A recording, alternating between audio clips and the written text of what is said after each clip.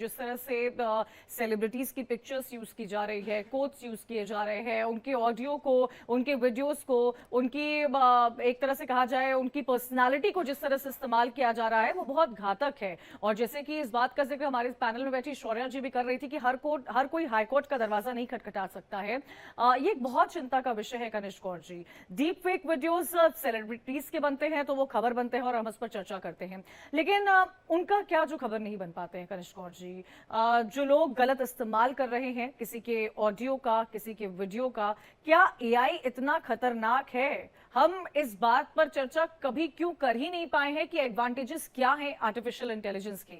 हम हमेशा इस बात पर चर्चा क्यों करते हैं कि एआई कितना खतरनाक है? समाज में ऐसी चीजें क्यों देखने को मिल रही हैं? हमें समझने की जरूरत है कि एआई का गलत इस्तेमाल रोकने के लिए हमारे देश में अभी साइबर लॉ बहुत ज़्यादा वीक है।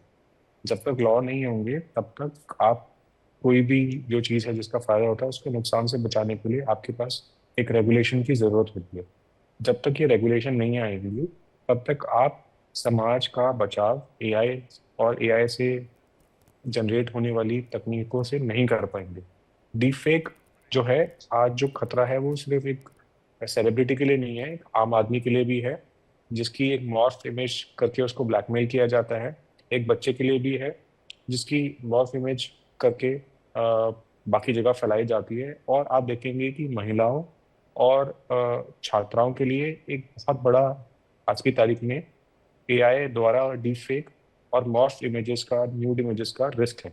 अब इसको हम कैसे कंट्रोल कर सकते हैं? हमें ज़रूरत है कि हम अपने आईटी लॉ में संशोधन करें और इस तरह की प्रतिक्रिया लाएं ताकि जो भी इस तरह का काम कर रहे हैं उनको सजा हो सके। आज की तारीख में आईटी लॉ में जो भी संशोधन हुए हैं उनमें एआई और एआई जनरेटेड डीफेक्स से जो खतरा उत्पन्न हो रहा है उससे बचने के लिए मुझे लगता है कि सरकार ने बहुत ज़्यादा इसमें कार्रवाई करी है। ऑनलाइन गेमिंग का रूल आया था, उसमें हमने 4 दिन में दोनों जो हाउसेस थे उससे बिल पास करवा दिया।